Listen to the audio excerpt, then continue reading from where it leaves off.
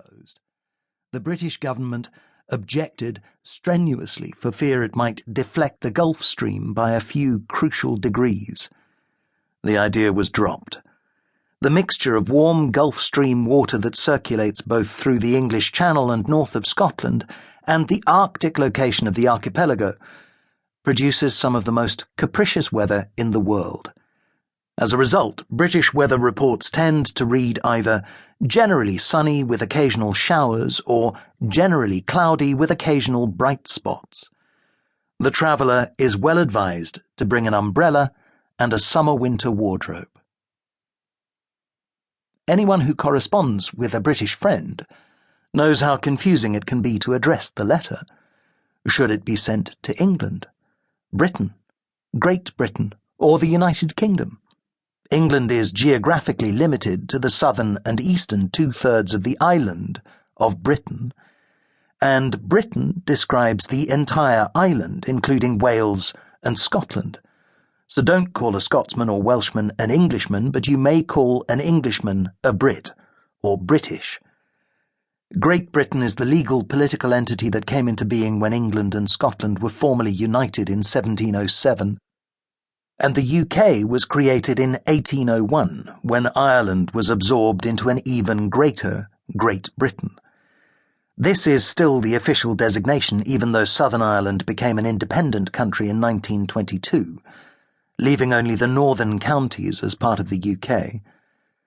You stand a good chance of a friend in London receiving your letter addressed to England or Britain or Great Britain, although the UK is the name you look for in an atlas or any official gazetteer. If you opt for UK, your letter is more than likely to arrive in the Ukraine or even Uganda. Britain used to be the land of the yard, the pound, the mile, and the imperial gallon, larger than anybody else's gallon, all sacred measurements embedded in history. Legend maintains that Henry I, 1100 to 1135, decreed the yard to be the distance between the tip of his nose and the end of his thumb. The legal length of the yard, foot, and inch are engraved in stone in Trafalgar Square, London. Originally, the pound contained only 12 ounces, until Edward III, 1327 to 77, rather arbitrarily decided it weighed 16 ounces. The mile was first brought to Britain by the Romans and set at 1,000 military double steps, but was later redefined by Elizabethan statute to be exactly 5,280 feet. Local usage and the nature of the liquid being bottled determined the quantity of the gallon. But during the 1970s, British history and culture sustained an overwhelming defeat. The kingdom was officially decimalized, leaving the United States to carry the historic torch almost alone. The rational, but alas foreign, metric system, which had been part of the French baggage that followed in the wake of the Napoleonic conquest of Europe, finally triumphed, despite Waterloo and St. Helena. The metre, litre, and gram replaced the yard, gallon, and ounce.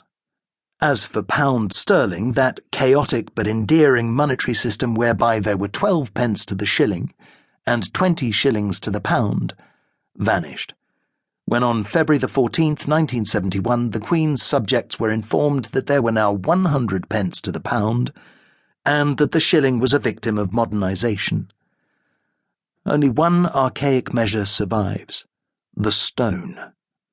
True Britons still weigh themselves not in kilograms but in stones, 14 pounds to the stone. In one other area, however, the British have clung to their insular past. They still drive on the wrong, as opposed to the right, side of the road. For a time it looked as if, in joining the European Union, the kingdom would have to switch sides. The Swedes did.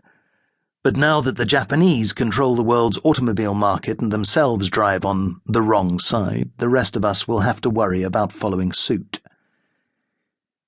English is still the official language of the kingdom, but you may doubt it if you travel the London Underground, because London is the most cosmopolitan